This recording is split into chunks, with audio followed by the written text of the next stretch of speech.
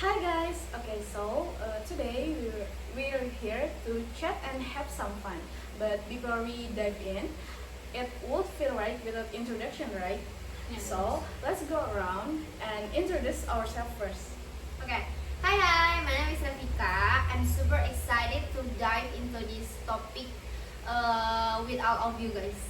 Hi, my name is Anna, and I'm sure today's discussion is going to be chill but still meaningful, right? Okay, hi everyone, I'm Agil. Don't skip this because the topic is going to be super interesting. And I am Zira. Let's get started. Okay, before we started, I want to introduce myself. My name is Fira Hermisa, and let's go. Have you ever felt like studying is sometimes easy, but other times it feels really hard? Yeah. That's totally me. Like, if the topic is something I like or can relate to, studying feels super easy. Yes. But it's a complicated. But if it's a complicated topic that I don't understand, oh my god, it feels like a real struggle. Exactly. I sometimes find it easier to study when the atmosphere is just right. But when I'm tired or stressed, studying feels like it doesn't sting it at all. Totally agree. Mood and the subject matter really make a big difference.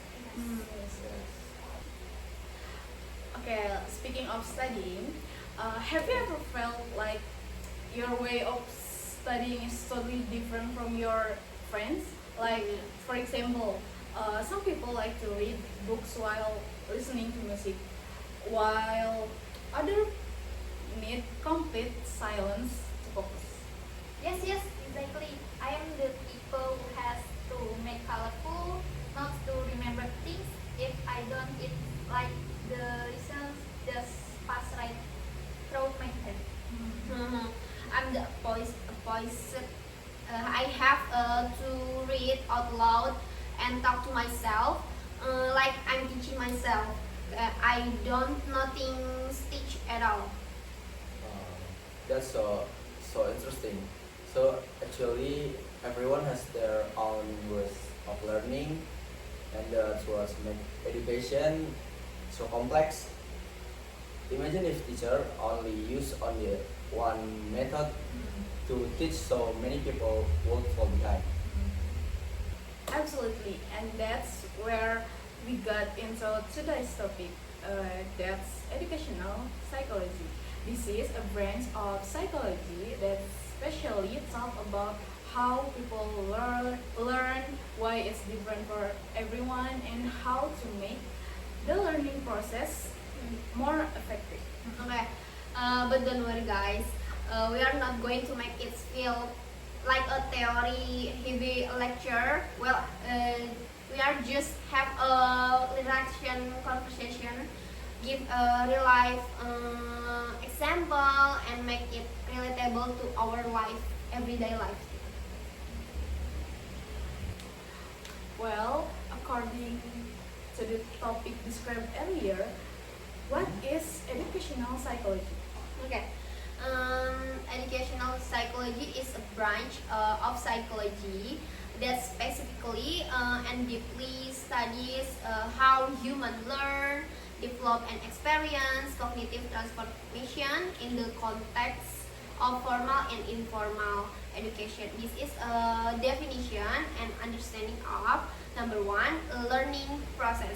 How individual acquire, process, and integrate new knowledge, develop particle and social skill from a personal value system, and will build and maintain positive habit in learning. Okay, and then Anna. And the second one is educational environment interaction. This is how various external and internal factors such as the social environment, cultural background, technological development, psychological condition of learning spaces, and group dynamics significantly influence the learning process and outcomes. And then Agil. Okay, is number 3 is application of psychological theory. Use the implementation of various theories of psychological development, cognitive process, and motivational factor to optimize and increase the effectiveness of learning and teaching process in various educational contexts.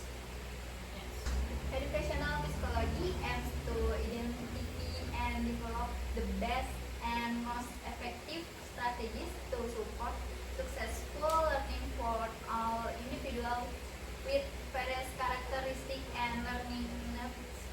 Data structure, curriculum design, developing innovative teaching methods, or solving educational problems such as learning difficulties. And also according to Albert Bandura social learning theory, one of the earliest assumption is that humans are quite flexible and capable of learning how to act and behave. While people can and do learn a lot from their own experience, they learn even more by observing the behaviors of others. So, how to apply Bandura theories in teaching and learning process? Oh, okay. So in the teaching and learning process, there are several ways to apply this theory, Albert Bandura social learning, which include the first one is connect lesson to students' experience or lives. The second one is use attention focusing tools such as concept maps, image, charts, and other visual learning media. The next is relate the learning message being studied to previously learned topics. Next one is incorporate music, and then create a cheerful atmosphere. Then use